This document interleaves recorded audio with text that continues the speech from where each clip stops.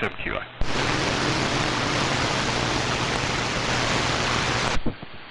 Good morning, Dave. How you doing this morning, K0DWC? Well, I almost forgot about the net. I was watching a YouTube video, and well, the net, I forgot. So I ran out here and turned everything on.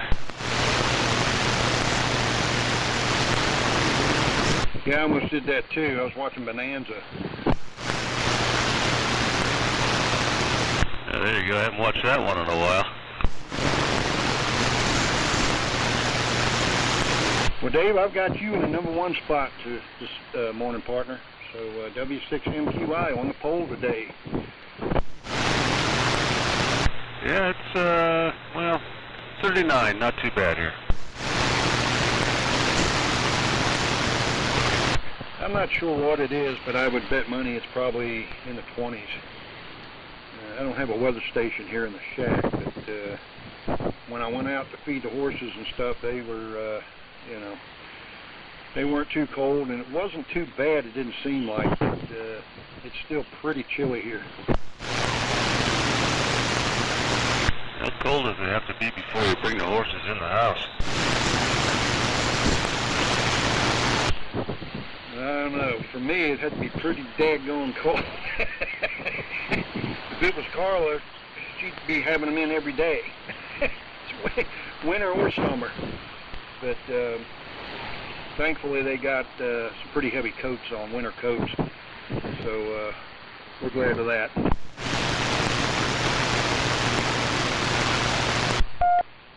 Reno W7MS, and Dave, thanks for the email. Great pictures, awesome project. I slightly doubled with you, Mike. Yeah, no problem. And I finished up that 0.2 millimeter print this morning around 4 a.m. and my lettering turned out perfect, so I got a new front panel now. Can't wait to see when you go into full-scale production there. But right now you're working on what, serial #1. Yep, it's fun. Keeps me out of trouble. And good morning, Chuck. I guess you're NCS this morning? Good morning, Mike. Yeah, I'm net control this morning. I got you in the #2 spot there, Mike. Just below Dave. So Dave #1, Mike #2, and again, good morning to both of you fellas. Both of you got great signals as usual in here. And don't know if there's a #3 out there, but if anybody wants to be #3, they're welcome to come now. I'll try for it on low power, K6VXY. I'll put the linear on here. Give me a second. You got a great signal in here without it, Vern. K6VXY.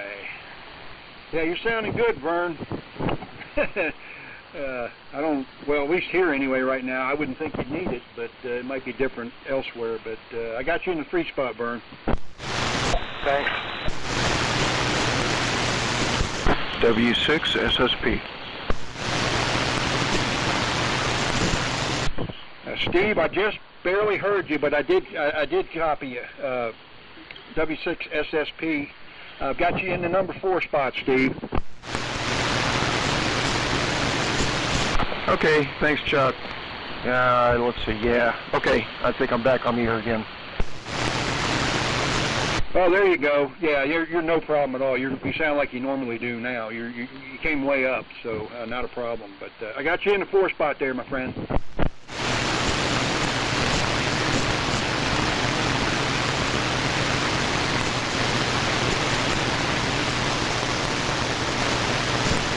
Is there anyone else that would like to be an early check-in?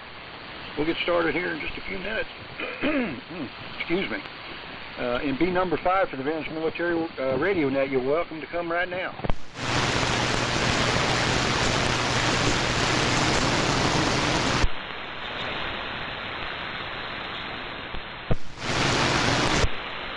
W7YBS. Hey, Henry. Good morning. Got you in the 5 spot, Henry. W87YBS. in the 5 spot. Sounding good this morning, Henry.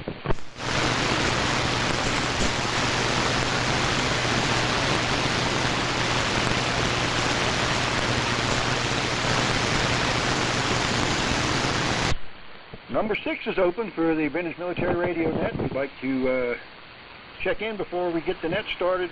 Be number 6. You can come right now.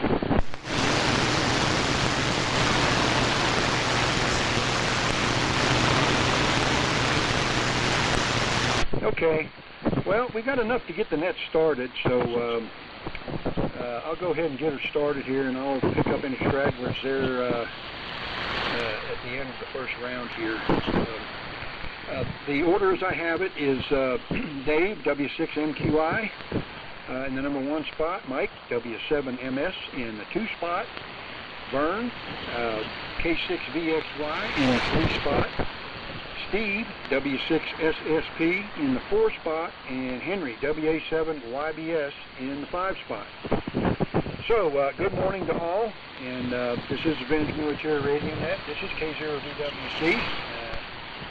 My name is Chuck, and I'll be your net control this morning, and we'll be operating on 3974 kilocycle. Vintage Military Radio Net is a roundtable AM net that provides an opportunity for licensed hams to operate their vintage military radio gear on the air. Military gear is encouraged, certainly not a requirement. Check-ins will be given a number that can be used in handoff, and I'll call for check-ins at the end of each roundtable session. If anyone has anything for sale or has a want, please mention it during your turn in the roundtable session. So, quick rundown again with just call signs. Number 1, W6MQI. Number 2, W7MS. Number 3, K6VXY. Number 4, W6SSP. And number 5, WA7YBS. So, good morning again to all, and we're running the ART-13 this morning and running the combination of the R45 ARR7 and the R388 on the loop antenna. 250 watts, D104 microphone fed into an inverted V, and listening on an LS3 speaker, and that's the rundown here. So, with that, we'll go to the top, and we'll go over to Livermore to W6MQI, Dave, to take it. Go ahead, Dave. Okay, K0DWC W6MQI. Thanks for taking the net this morning there, Chuck. Sounded good on ART-13. You got a lot going on there with the rundown of what you got going. Well, I'm on the TCS setup this morning. TCS6 receiver, TCS14 transmitter, driving the Drake L7, and I'm going through using the D104, going through the remote box, using the speaker in the remote box. I have an LS3 here, but there's something about the tone in that thing just doesn't match with my ears. So the higher pitch sound that I get out of the remote seems to work better for me, so I don't use the LS3 too very much. But let's see, it's 39. Well, it went up a little bit. 40 degrees today, this morning, and I see some clouds out there. No wind. I think there's a small chance of some rain today, but hopefully it won't materialize. So let's see. Over to Mike, W7MS W6MQI. Okay, well, thank you, Dave. W6MQI, W7MS, Mike in Reno. Good signal for everybody. A little nuance in signals, but still Q5. And all I can say is good morning. Missed last week, last Sunday, slept in. And sleeping in's good. As we all know, as we get a little older, it's maybe sleep pattern shift. And so when you take it when you can get it, and that was okay. And this morning, listening on that call on 75A4, and this is the debut of my Manhattan project, and maybe I'll elaborate a little bit more on round 2, since that's the code name. Debut on this frequency. Had a short conversation with Andy last night on 3880s to do the initial smoke test. So we'll see what fails. I've had a few nuances of strange on dummy load tests. And we'll just see as we build confidence, because as Dave mentioned a few weeks ago, there's that PTSD factor, and right now we're in the confidence building stage. So over to Vern. Good morning, Vern. K6VXY W7MS.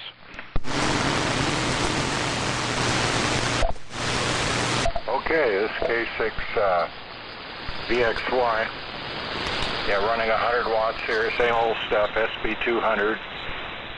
This IC 7200 seems to work out pretty well with the SM30 mic as far as simulating AM. I know it's, I guess I'm really running control carrier. And my reports are kind of changing now that I solved that squirrel problem. I never talk about them. I see them here and there, but when I went with metal wire, either copper wire or steel coated with whatever, going over any branches, no problem. I figured that'd stop them, and here I go saying it, right? And down it goes. But no, it seems to work well. But the biggest concern I have now is working with this Marauder. I was at the ham radio meeting, our local club, yesterday morning, and picked up a crystal. But before that, I received one in the mail. And got an interesting story about crystals and changing their frequency. The one I've got is 7175. I got a 3975 coming in the mail and thought I might try it here. And the guy that I was talking with there that got me the crystal said, you know, years ago they used to change crystal frequencies by using a figure-8 pattern and the 400 grit sandpaper and doing a figure-8 pattern. And I remember doing something like that myself when I was doing 2 meters AM. And he says, yeah, I know that it's supposed to work. I don't remember what happened when I tried it. But the thing that's interesting about that is that he says, well, you know how you lower the frequency. And I thought, I think it was always you take a small, mica capacitor, one of those silver micas, maybe 10 picofarads. I don't know the value for sure. But you put it across the terminals and that'll lower it. And he says, oh no, he heard another one where you take a lead pencil. And I'm not sure I was being given a story or not. But the idea was to use a lead pencil and you write it on the, on the number 2 lead, I guess, whatever, and coat one side of your crystal with that, and that'll lower the frequency. So I might get some verification on that. You never know when you're talking to a ham if they're being straight with you or not. This guy is, I hadn't met him before. He's very friendly. I thought he was being straight. But I ain't going to go trying that until I get some verification from you guys. But I think it would be nice as a backup. And I've decided with this Marauder here, the only thing to do, the owner this time, the original owner says he would test, this Hitchcock V7, I think it was, V7 T7 tube tester that's really good. And all the tubes were tested before he shipped it. And, they tested this Marauder itself.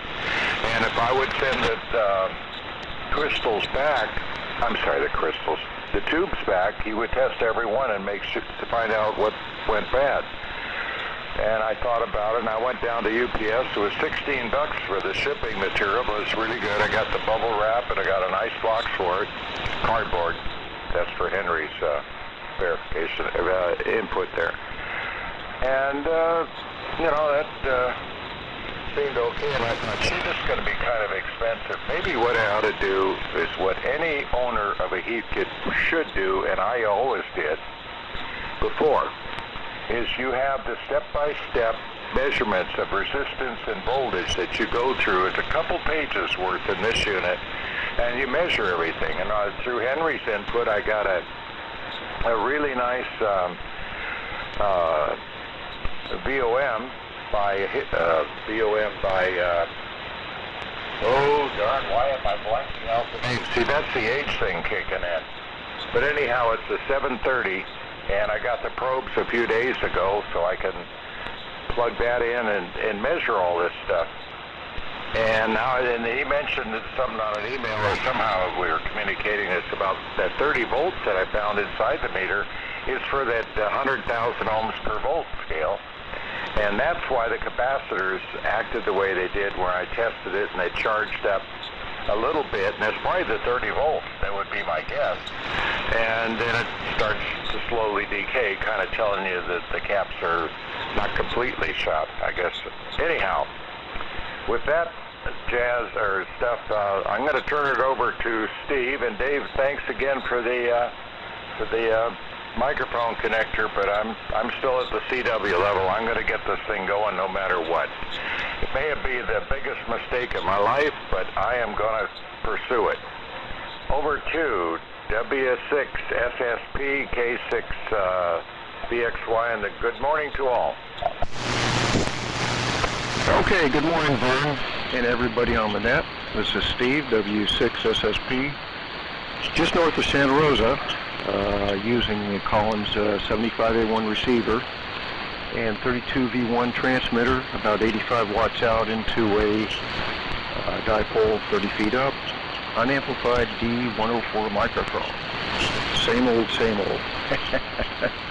Anyway, weather report, we've had rain off and on all morning. Quite a bit of it too, so I don't know how long it's supposed to last, but kind of nice to keep things green as long as possible. And Vern, glad to hear you're making some progress on your heat kit there, the Marauder. And a couple of comments. First of all, about grinding crystals. Yeah, it is possible. About a year or so ago, I ended up with a bunch of FT243 crystals that were right on the edge of the CW band, and was able to move them up in frequency and work quite well. It's a lot of work. And I have heard that using pencil lead will bring frequency down a little bit. I haven't tried that. I haven't had the need to do that, but I think your best bet is to try a small capacitor across the crystals first and see how that works. Let's see, we'll send it over to Henry now. WA7YBS, W6SSP.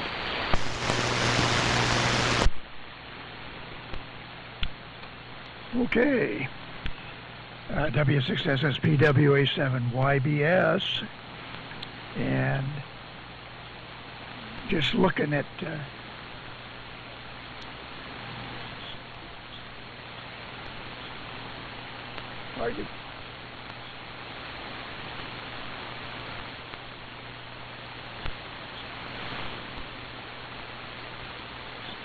hard to tweak and peak at the same time when you got to stretch across to reach the tuner. But anyway, that should be a little better as far as matching.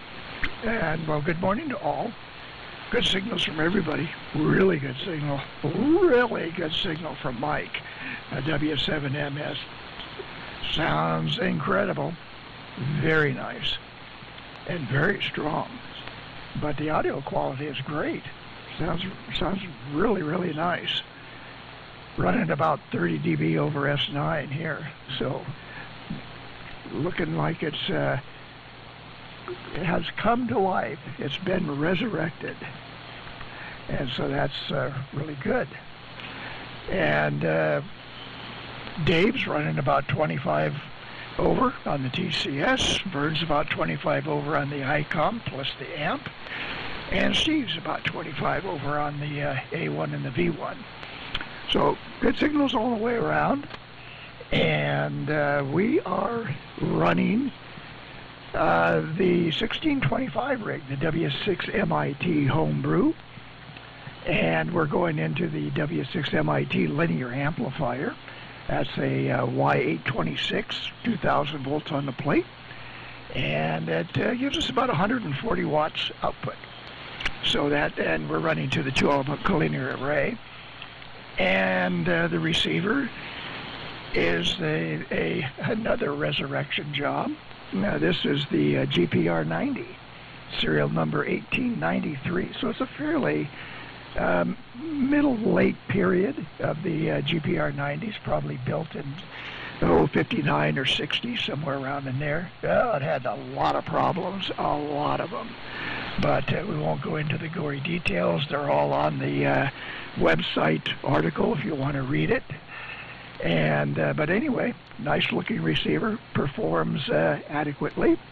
And so that's the rundown. It was 32 degrees here. It is cloudy and overcast. So with that, I'll turn it back to Chuck. K0DWC WA7YBS.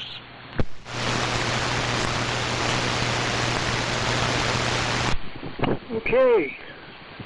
All right, Henry. Well, congratulations on the GPR 90, Henry. I know you told me previously that thing was a wreck when you got it, and boy, to bring that back, that's really a feather in your cap, that's for sure. But congratulations on that. And Mike, you have a great signal. I don't know what you're running, but I want to congratulate you on it anyway, because whatever it is you're running, it sounds fantastic here as well. So congratulations to you on that. So anyway, everybody's signals continues to pound in here. Dave, the TCS sounds fantastic. Vern, you're pounding in here. Steve, you got a great signal now into here, into Dayton Valley as well. So everybody's doing really good. So hopefully the conditions will stay good, at least to the end of the net anyway. But let me make a call out, see if there's anybody out there that wants to be number 6. I wonder if Ron or Bill are out there. If you guys are out there, you better check in. Please come now.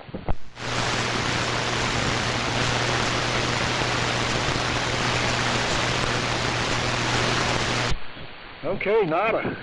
Well, all righty. Well, I guess with that, we'll start round 2. And we will go up to Dave, W6MQI. Go ahead, Dave. All right, Chuck. K0DWC, W6MQI. Yeah, Bill's missing in action. I didn't hear him. Didn't hear him in there. Well, yeah, everybody's sounding good. Mike, the Manhattan Project, really nice sounding audio and such. Sounds really good. Curious to know what that is you're running there. But yeah, all sound good. Vern, you want to make a trip down to Livermore? I've got a TV7 tube tester you can use if you want. So you could save some postage, but then you got fuel costs to get down here, there and back. But that's available to you. And yeah, crystals. I've never tried changing the frequency on any of them before. Any of the old vintage rigs that I've had around here, I use a DDS, direct digital synthesizer, to take the place of a crystal. And then on frequency agile that way. I know it's not vintage, but boy, it sure works good. And I have to deal with crystals. What is it, AF4K or whatever that guy that sells those crystals? I've had kind of hit and miss luck with those things. I've got a few here. Some of them work, some of them don't. It's just the type of crystal he puts in there don't seem to work with some of the older vintage radios. What else? Not much else going on here. I'm still working on my PRC 174. I was going to send some pictures to you, Steve, but I cannot get them small enough to send to you. At 500K, I just can't pull it off. These are big pictures. I sent some to Mike. I was talking to him yesterday on Andy's little get-together. But that was one of my progress photo shoots for it. The front panel, the original one, it had gone through 3 or 4 different iterations. The last one just wasn't real happy with the lettering on it, so I changed my extruder to a 0.2 millimeter instead of a 0.4 millimeter on the printer, and just got finished about 4 in the morning or so this morning, printing a 17-hour print to reprint the front panel, and boy, it's nice and crisp. So I got myself a new panel that I gotta go through and do some filling and some painting and blah blah blah, and get it replaced. Get the original, the one that I have that I'm using right now, replace it with the new one. But so that's where I'm. Basically, all I've been doing is working on that thing. It's pretty much taken my whole running my whole life.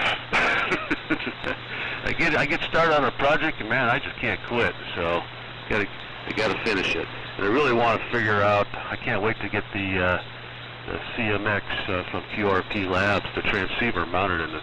I can't wait to get this thing going. So that's kind of what I've been up to here. And let's see, I think that was all I had written down there. So over to Mike. What are you running there on that Manhattan project? W7MS, W6MQI. Okay, well, thanks, Dave. W6MQI and the great group here, W7MS, with my neighbor missed this morning, but then again, I wasn't here last week, so maybe he's reciprocating. But good signals from all, and of course some nuance of propagation from the Far East, but it's that time of year. And yeah, W7MS, if I haven't said that. And thanks, Chuck, for running the show and taking care of the horses prior to the net. It's an early rise avocation to be for you and Carly to be horse persons or horse people or gal and guy horse folks. But let me see a few comments.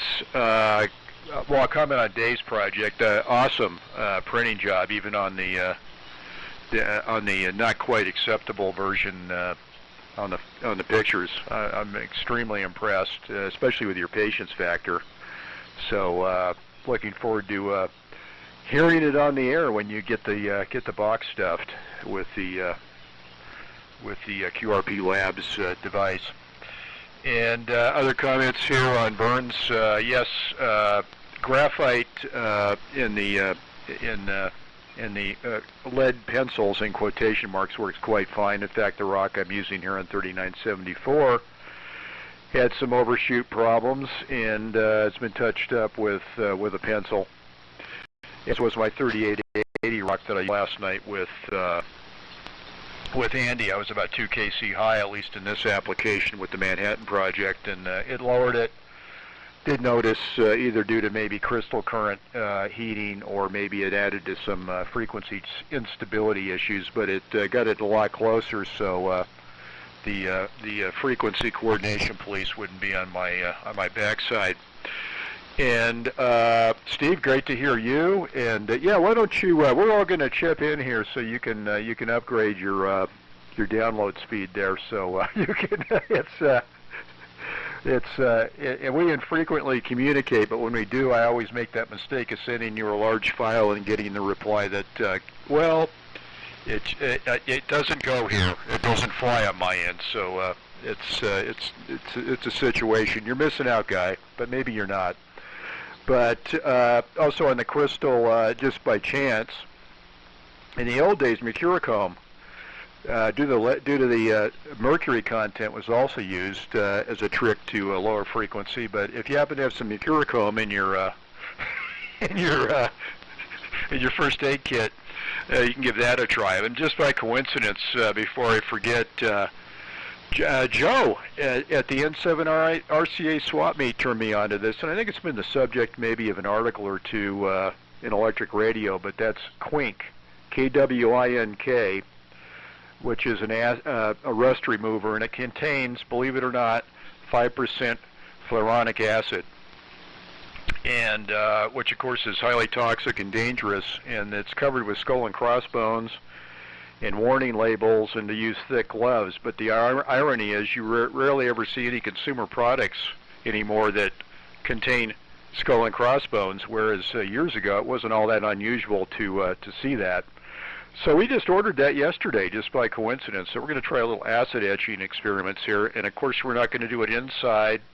We're not going to be standing over the etching solution and inhaling fumes, and we will be wearing thick rubber gloves and using a plastic tweezer.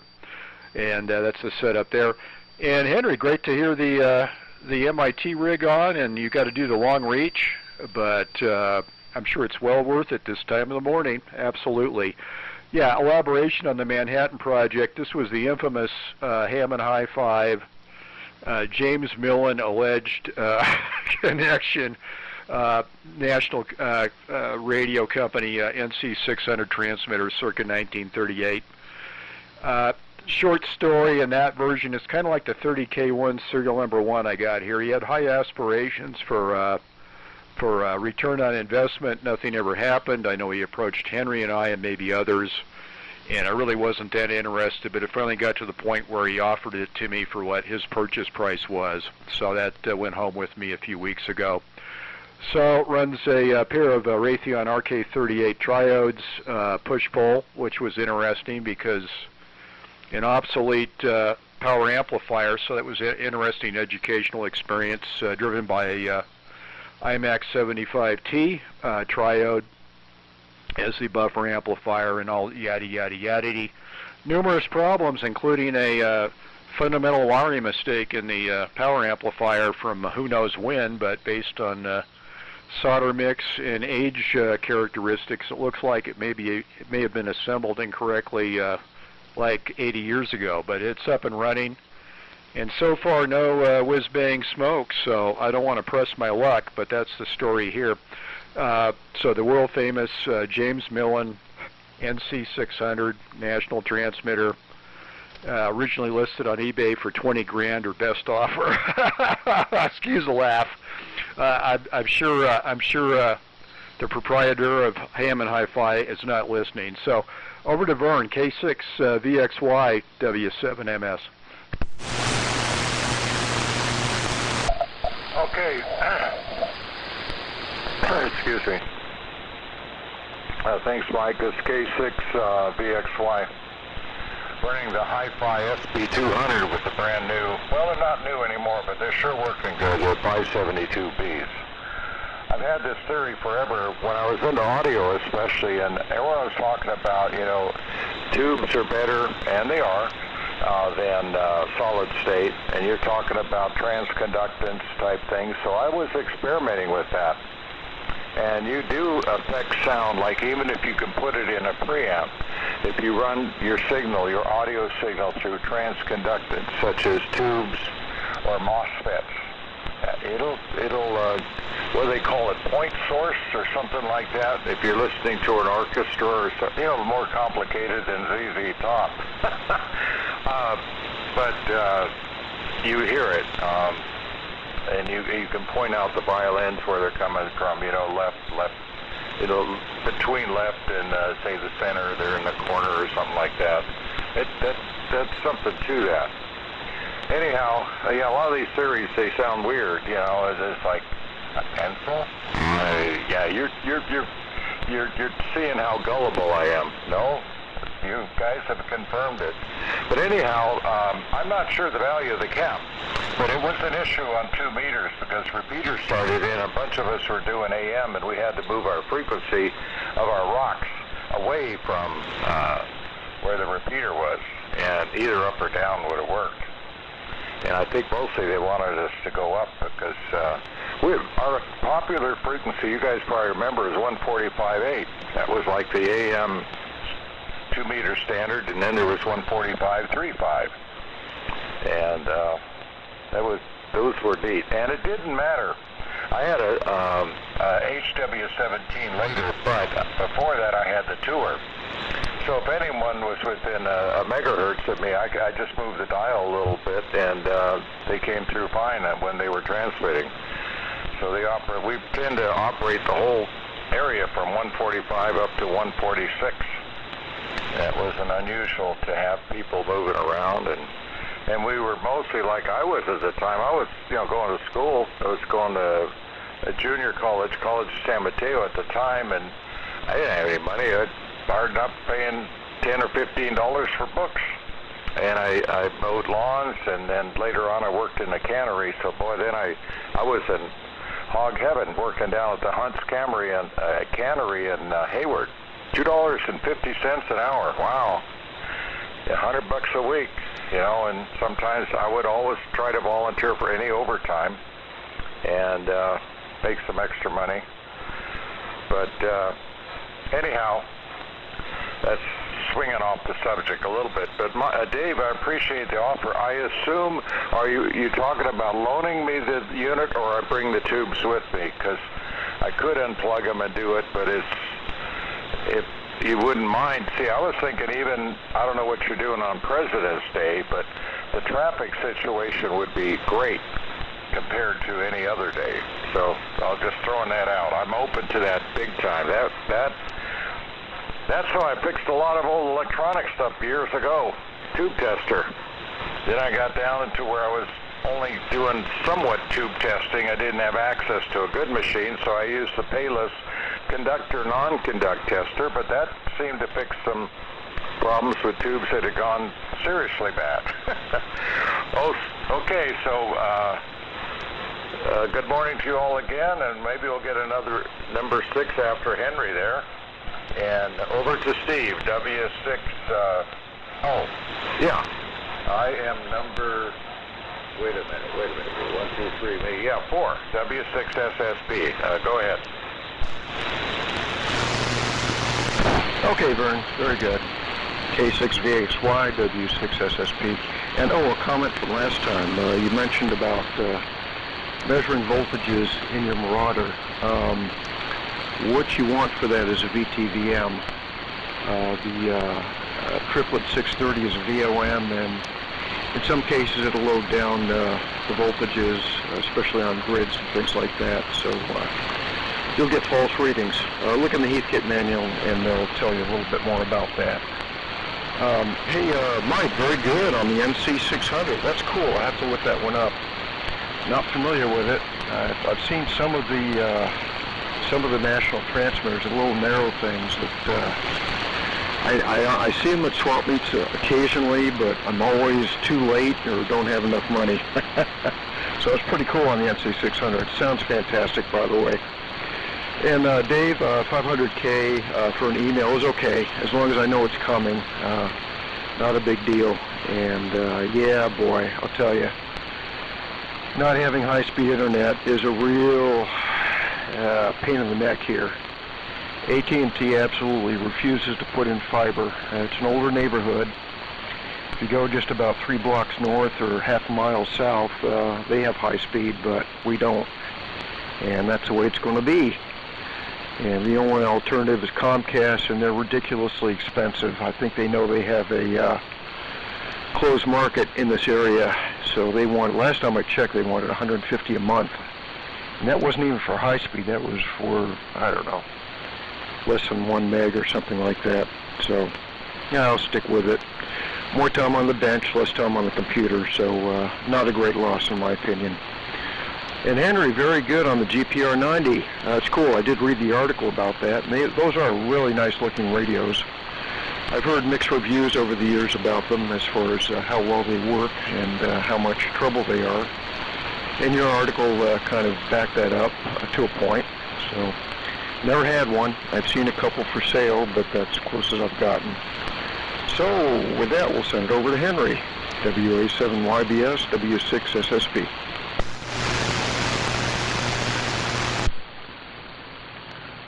Okay, Steve. W6SSP, WA7YBS. Yeah, I was just, checking the frequency. It looks like I'm about half a KC high, which is okay. That's closer than I usually am. And so good copy on everybody.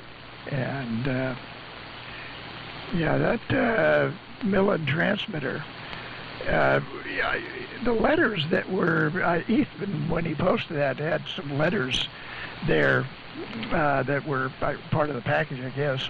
And I sort of got the impression that they had, that it would be national, sent those out as kits to dealers to build up and then sell. Or maybe the dealers would sell them the parts would be sent to the dealer, they'd put it together, and then sell it to the guy that bought it. But I don't know. That's kind of what it implied. It sounds kind of convoluted for National, but you know, what can you say? They were kind of a weird company, and but anyway, it sounds very, very good. And let's see, crystals and pencils. I did that when I was a novice, and of course I liked 15 meters. And so, you know, I'd get 40-meter crystals, and then, you know, because it's a harmonic that you're running it on, the pencil really does a good job, you know, and I could move them about, maybe 6 kc or so, 5 or 6 kc with a pencil. But then you got to remember, you know, it was a third harmonic. So anyway, it is possible. It does work. But then again, that was, what, 1969, 1970, something like that, 1970. So pencils were different then. And so anyway, I don't know what they're made out of these days, but I guess it'll work. But anyway, yeah, I have done it, so it does work to a certain extent. And let's see. On the GPR 90, there's a lot of fragile stuff in these receivers. That's what's weird about them. And there's a couple of mechanical engineering problems in the receivers. So, you know, I can see why some people get a little bit critical of the receiver. It's an okay receiver. It works. It has very nice audio, and it's a gorgeous looking receiver. So I mean, that part of it's great. But yeah, there's some things in it that are a little weird. The ceramic coil forms are extremely fragile and easily broken. And this one had, I think, six or seven of the ceramic coil forms were broken. And yeah, who knows? I don't know how it happened, but they certainly were. That's and the band 3, I think it was, no, band 5. Band 5, the oscillator, the high frequency oscillator ceramic coil was so badly broken, there isn't anything there as far as the bottom part to hold it to be mounted. The only thing that's holding it in place is the 16 gauge bus wire. There just wasn't any ceramic there to glue. I had to glue all the other ones. But anyway, yeah, a lot of little strange things about a GPR 90, but they are, you know, they're an okay receiver. They're a decent receiver. They sound good, and you know, that's mostly what I can say about it. With that, let me turn it over to Chuck, K0DWC WA7YBS. Okay, Henry. Alrighty. Wow, I didn't know those coil forms were that brittle on those. Usually they're kind of tough. If I remember some of the ones I've seen, but that just seems kind of weird on that. Huh. Well, anyway, good job on that, Henry. And Mike, I'm speechless on that Millen transmitter, man. I've seen photographs of that thing, and man, you really put a feather in your cap getting that thing up and going. That's got the cleanest and crispest audio. It's unbelievable, really. But again, congratulations on that. That's great.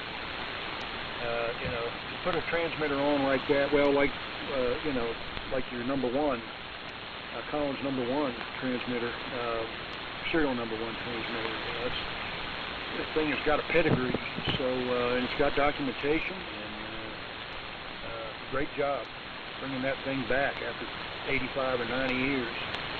So I don't know how often you'll put it on, but you know, usually I can tell when you're running something different, but this time I couldn't tell really what you were running. I knew it was different, but I didn't have a clue as to what it was as far as knowing some of the stuff that you do run. So you fooled me. Oh, wow. Okay, and Dave, a complete printed front panel. Unbelievable. I've never heard of that.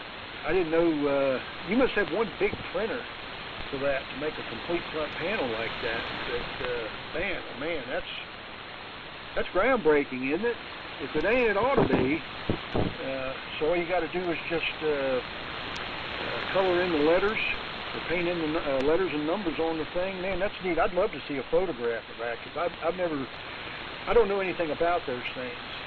I've only seen a few small things done with those printers, you know, on the internet. But to see a complete front panel would be really cool. But again, congratulations to you too on that deal, man. All right. Well, I guess we ought to go ahead and let me see if there's anybody out there wants to be number 6 for second round here. Ben's Military Radio Net. Come now.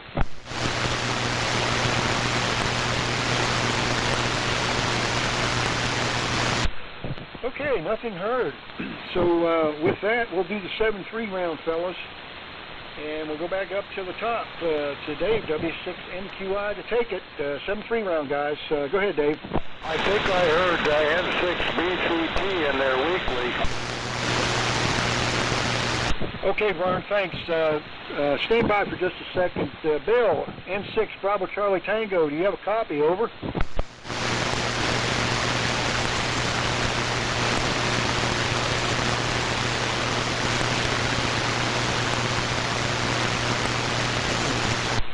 I don't hear him. Does anybody hear him? Not here.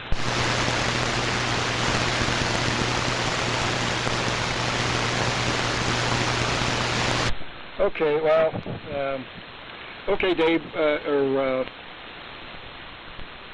I lost my place. Yeah, back up to the top to Dave. W6MQI. Go ahead, Dave. All right, Chuck. Yeah, I never heard Bill in there. So, but anyway, yeah. Let me see here. Vern first. Unfortunately, I'm still a poor working slob. I have to work on President's Day. I have Fridays off, so Fridays work for me best on that one. And yeah, I don't want to ship the tube tester. He'd have to come down here. Sorry about that. I don't want to take a chance of the shipping monkeys to break it. Let's see. Yeah, Mike, the NC-600, I got to look that one up myself. I do remember seeing some sort of a James Millen transmitter for sale for $20,000 briefly somewhere. Must have been eBay. Kind of scratching my head on that. So I don't know, is that the same thing? Anyway. And the audio on it sounds really good. It sounds like a modern rig. It sounds really good. And Chuck, yeah, I printed the whole radio. The case, the covers, the front panel, everything. It's a complete PRC 174. I got some dimensions from Tim in 6cc, and I kind of based it off of that, but there was a lot of guesswork because I never had one. I didn't have a real one in front of me, so a lot of guesswork involved. And a lot of looking at the pictures on Tim's website to kind of get an idea how it all goes together. Mine's not perfect. Yeah, the printing bed on mine is 12 by 12.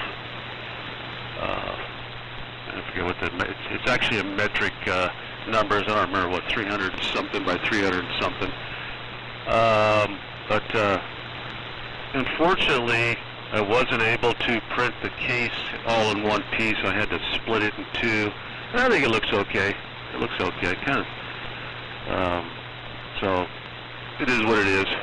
But anyway, yeah, I'll send you some pictures of what I got going so far. And I think that was it. And yeah, Vern, I concur with Henry. I don't know what pencil lead is made out of anymore. So I'm not sure how well that's going to work. Find a crystal you don't care about and give it a try. See what happens. Anyway, 73 guys. Over to Mike W7MS W6MQI. Well, thank you, Dave. I would say king of the 3D printing. Yeah, when you see those photographs from Dave, it's amazing. It really is. It's the most extensive printing job I've ever seen, especially from a practical aspect rather than just printing out, say, a children's toy or something. W6MQI, W7MS. A great reception from all, and Henry, thanks for the continued comments and some positive comments and critique on the GPR 90. It's a plus or minus receiver, that's for sure, but it certainly is a beautiful machine from the front panel. And Vern continues on with his project. I guess at least he said CW, so he's still in the mode of restoration there. And yeah, thanks for the comments on the transmitter. I'll talk about the audio on this. It's just that it was a real revelation, and Henry's more into pre-war stuff, whether it be broadcast, amateur, etc. He's been for years, but for me it was just kind of a casual read or look over. But in that era there was no discussion of audio quality, audio compression, audio clipping, or anything. It was just AM and a microphone. So that was also a revelation to dig out the old handbooks and read through the literature from National Radio and James Millen. And one aspect I picked up in actually reading the cover to cover the James Millen handouts and handbooks was most of that was a sales pitch to sell National Radio products, and also maybe a little ego extension of James Millen to tell us how smart he was. It was interesting. The style that was used. It was a soft sell, but more of a sales tool for National Radio products, and whether it be an assembled product or their numerous extensive product line, which of course Mr. Millen hijacked when he walked out the front door and started his own company. And Henry, on the comments on the dealers would assemble, I took that to read that it was a way to beat any patent infringements, that they couldn't go after National, and that possibly they wouldn't go after a local dealer assembling the devices due to the fact that it maybe wouldn't be worth their time in legal bills. But it also got me thinking about maybe the generation or the start of kit building, which this transmitter also was. It was maybe a way to kind of backdoor patent issues and patent attorneys. And of course now software is the gold mine in that area. But in that era it was this being a relatively new technological development. Everybody was duking it out. So that's just my permutation. And no, there's graphite and clay and lead pencils has been that way forever. If I ever remember as a school kid in grade school, the don't chew on lead pencils, and then you'd get the speech that it's graphite and clay. So that's, unless it's a Chinese manufactured pencil, and which a lot of them are, they're imported from China, so they might actually be radioactive. So that might be a consideration to run a Geiger counter and see what the index is for radioactivity.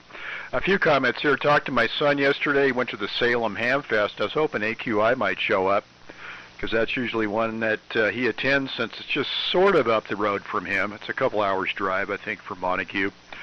But he's got it bad. He purchased an SP-600. I don't know what JX version. He picked up an SX-115 and an R390A from EAC. And I don't know. He's got it bad. I'm trying to figure this one out. But I did tell him I had a cabinet for the SP-600, because I mentioned that in some cases the SP-600 cabinets are worth more than the receiver. He seemed to be a little shocked at that, but he'll be coming up to speed. So he said he managed to really piss off the seller of the SP-600 by shoving him a low ball and sticking to his guns, and so he brought it home. And we'll see if he can. This is scary. I think maybe father and son are going to have to go in for therapy on this, but we'll have to see. So over to Vern, and yeah, Bill's not here. No perception of Bill this morning, BCT. So over to you, Vern. K6 VXY W7MS.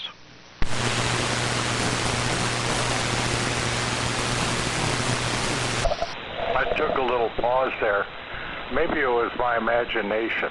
You know, they show the pictures sometimes in these movies or comedies where an older person like myself is hearing birdies and things.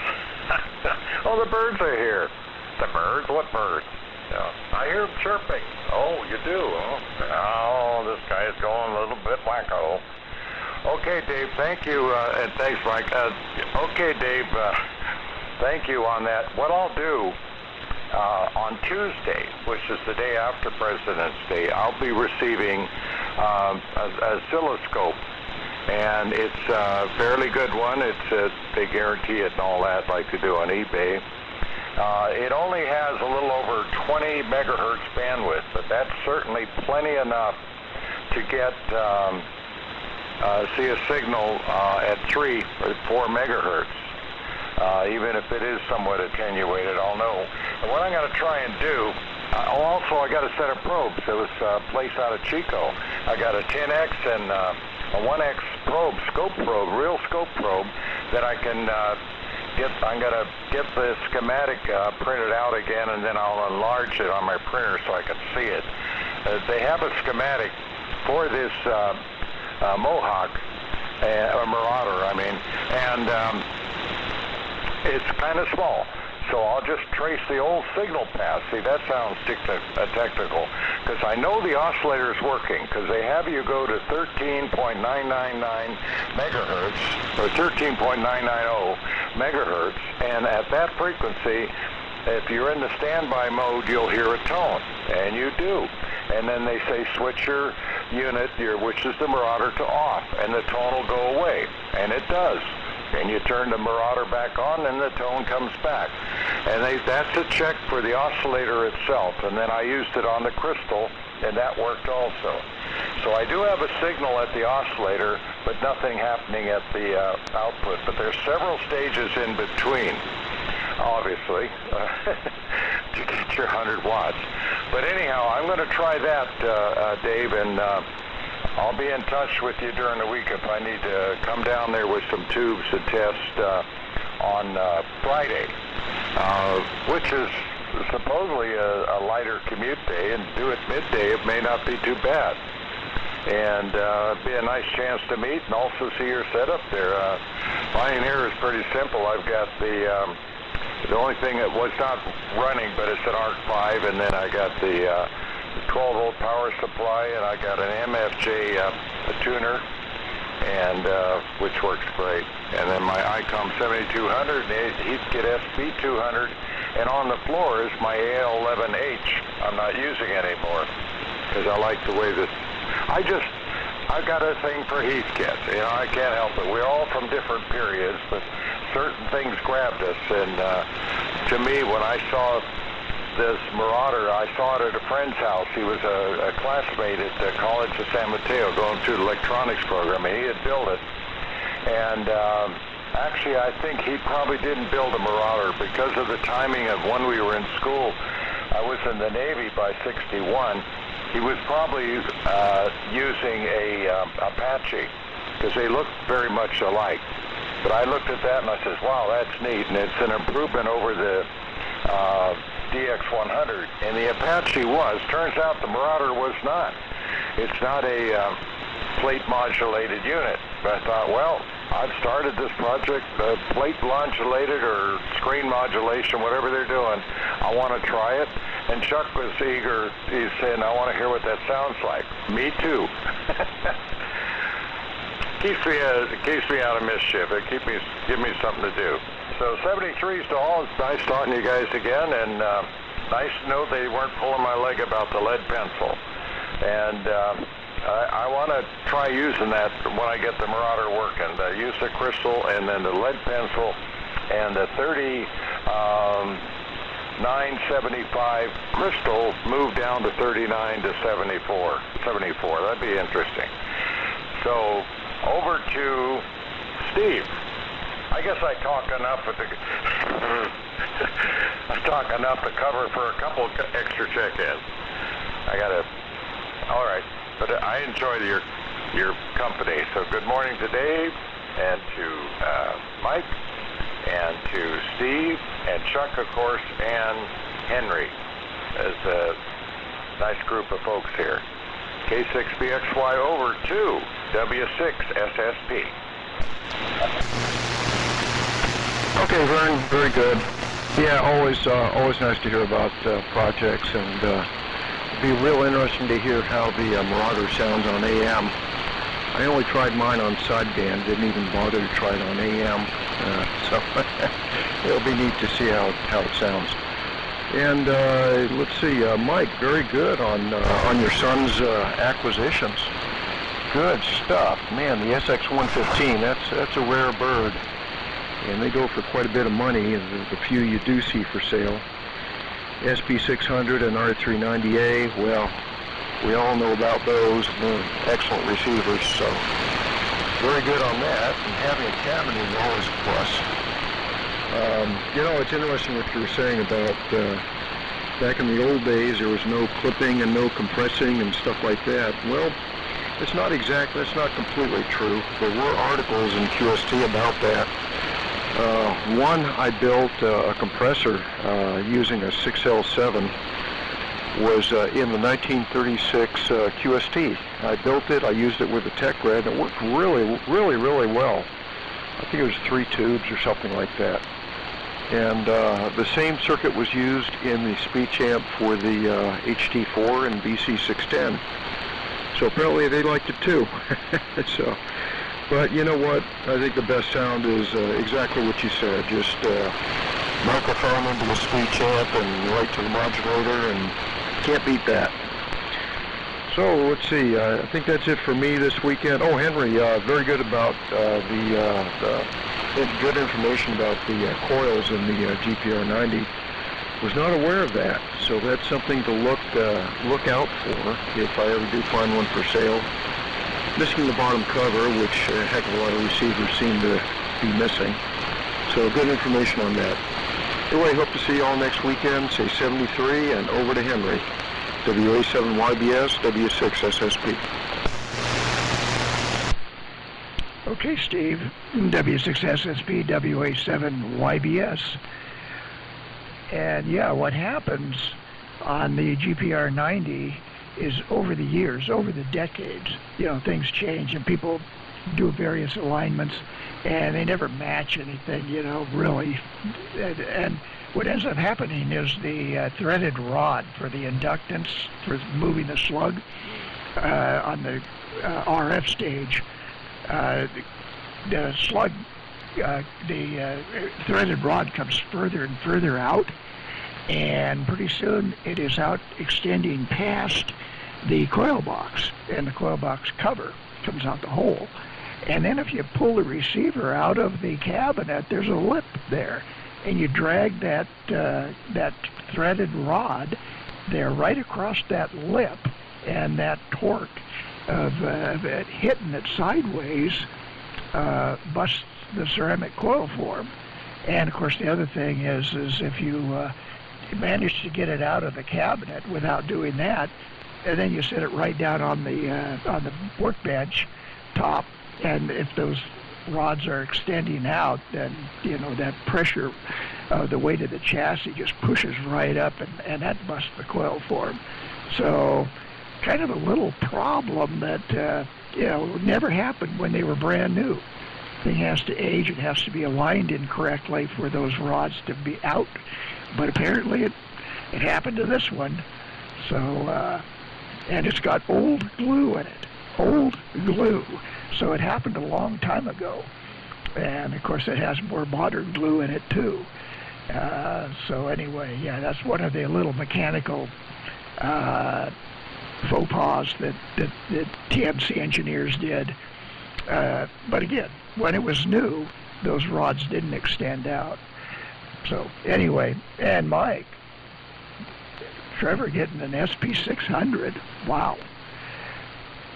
And you know and I know, 50 plus capacitors if it's got the old plastic molded encapsulated old Black Beauties or those Cornell Dublier molded capacitors. Yeah, there's 50 of them.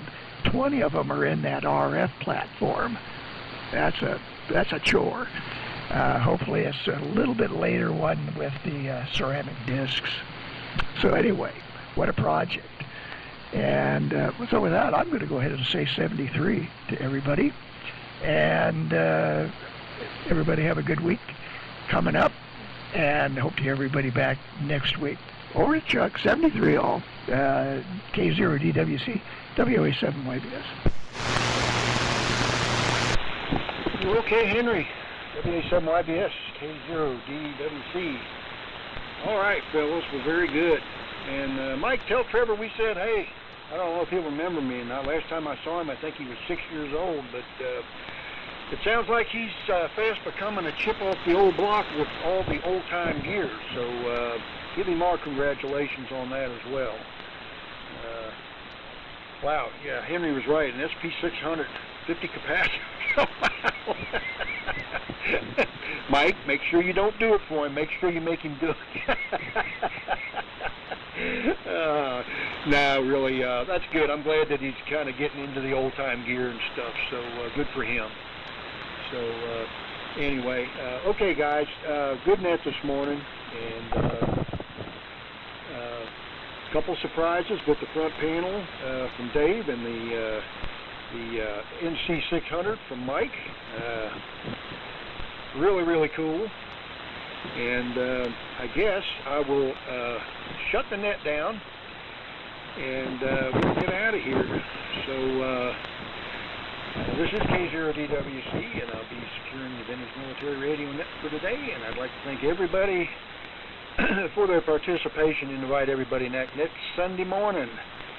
Carla will be net control next week. She's getting ready to work. She's going to work today. She's got to go to work early today. She'll be home early. So she'll be net control next Sunday. So with that, I'll say my 7-3s to all you fellows. Great net. Appreciate you all being there as usual. You guys are great, and thanks for being there. So I'll turn the frequency back over to regular amateur use, and everybody take care. This is K0DWC, Dayton, Nevada, signing off. 7-3, guys.